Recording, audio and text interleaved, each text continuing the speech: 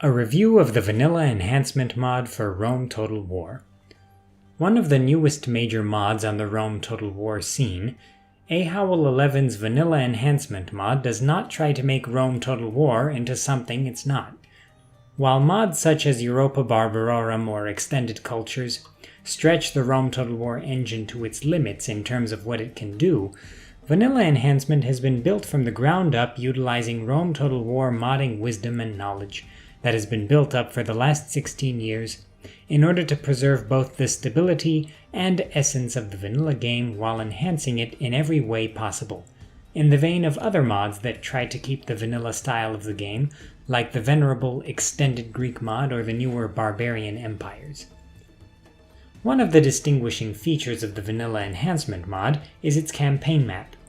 It is definitely a step above the vanilla map in terms of size, scope, and accuracy, but unlike many other mods, it does not extend to Central Asia and parts of India.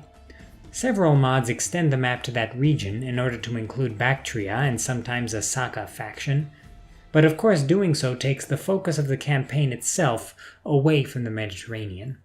While the map does extend to the other side of the Caspian Sea, which is absolutely necessary in order to include Parthia in its historical starting position, it does not go beyond that. And I think that is one major factor that differentiates Vanilla Enhancement's campaign from others. Of course, there are mods that take this Mediterranean focus to an extreme, but Vanilla Enhancement provides a good balance between focus and scope. This is indicative of Vanilla Enhancement's main strength. It balances the focus and scope of the campaign in a way not many other mods have done. Additionally, several new provinces have been added. Settlement and province names have been altered to be more historically accurate. Most of these changes are pretty simple ones, fixing the blatant errors of the vanilla game, such as making the Macedonian capital Pella instead of Thessalonica, or the Armenian capital Armavir instead of Artaxata. Of course, the most major change is the starting position of Parthia, which is actually present on the map in Vanilla Enhancement. However, the new and altered regions are also welcome. Vanilla Rome simply has too few settlements in some locations, especially when compared to other regions that are packed with cities, making the map a bit unbalanced. This issue has been mitigated in Vanilla Enhancement, and the game is definitely more balanced, so you won't see the Seleucids getting wiped out by Ptolemaic Egypt every single time very quickly anymore. The game in general has been made much more historically accurate. However, it is not taken to an extreme like in Europa Barbarorum. The Bronze Age Egyptians have been replaced by the real Ptolemaic Empire. The more cartoony feeling units, I'm looking at you, Eastern Infantry, have been removed or reskinned to look more realistic, while retaining the color scheme of vanilla. The map extension allows for Parthia to have a more accurate starting position that actually makes some semblance of sense. All of these features increase the immersion factor of the campaign. Another standout feature of Vanilla Enhancement is its recruitment system. The vanilla recruitment system isn't quite as realistic as it could be. Many mods devoted to historical accuracy often attach unit recruitment to some other type of building, such as government buildings, inns, markets, or even religious structures, depending on the mod. Such systems are present in mods such as Europa Barbarorum, Chivalry Total War, and many others. Vanilla Enhancement ties recruitment to a simple and easy-to-understand colony-style recruitment system, which is not as complex as those found in other mods, like Extended Cultures 5. In this way, recruitment remains as straightforward as it is in vanilla, but it is also done in a more realistic way, again finding that balance between historicity and vanilla gameplay that so many people want. In future versions, this system is going to be simplified even more, so stay tuned for the upcoming versions. In terms of the battles in the mod, they again change up the vanilla battle system a little bit, but don't take it to an extreme like Roma Surrectum, SPQR, or Europa Barbarorum. Battles are a bit slower than vanilla, and you have to be more methodical, but they don't take an hour like battles in Roma Surrectum, and the speed of running and combat has not been slowed to a crawl, or noticeably. This is not a knock on other mods that have longer battles, it's just that Vanilla Enhancement again tries and succeeds in striking that balance between the more extreme modifications and the vanilla game. I actually prefer battles where the combat is a bit faster, like in Shogun 2, but in Vanilla Unmodded Rome the combat is a bit too fast for me, and slowing it down is absolutely necessary in my opinion. The economy system has definitely been made more difficult to manage than in Vanilla Rome. At the start, every faction really needs to consider its opening moves well, in order to effectively start building their economies, thus allowing them to strengthen their armies.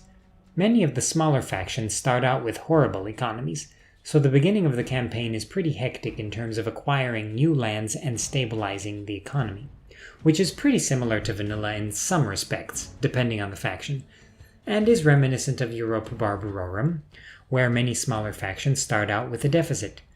This makes the early campaign quite hectic with the smaller factions, but it is quite fun and I actually like it.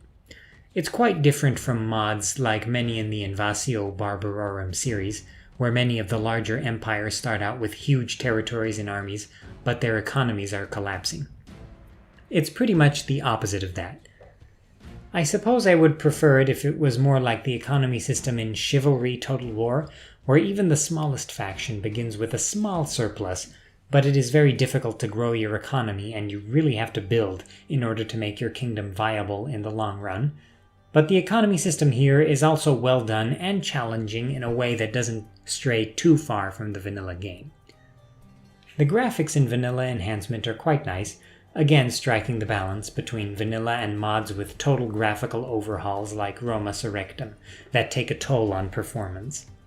The units in particular are good looking and again improve the historical accuracy of the game without taking the vanilla feel away from the factions.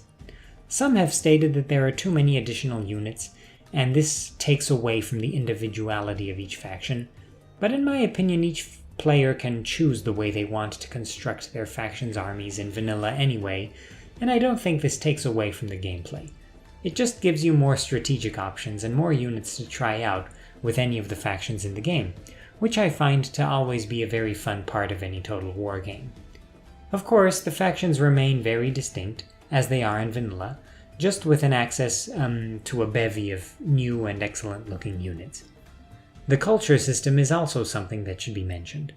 Since Vanilla Enhancement utilizes the Rome Total War Alexander engine, it takes advantage of the religion system that was introduced in Barbarian Invasion in order to add more visible cultures to the game, so that provinces can have a dominant culture but be converted over time, which also has an impact on the recruitment system. This of course adds another layer to the campaign gameplay that was missing in the original Vanilla Rome Total War, but of course was added in its expansions. In conclusion, I'd say that Vanilla Enhancement is one of the most exciting mods for the original Rome Total War right now. It is essentially trying to be a Rome Total War 1.5, including all the improvements and historical accuracy that we have come to expect, while retaining the sort of creative assembly style we have come to know from them. One of the main reasons Vanilla Enhancement is such a good mod to play now in 2020 is that it's currently in active development. Its creator is working hard on subsequent versions and is always ready to take the feedback of players seriously. Give Vanilla Enhancement a shot and leave feedback in order to help improve the mod even more. You can find a link to the Discord of the Rome Total War modding community, where you can interact with the developer of this mod and many others for the original Rome Total War in the description below. Thanks for watching.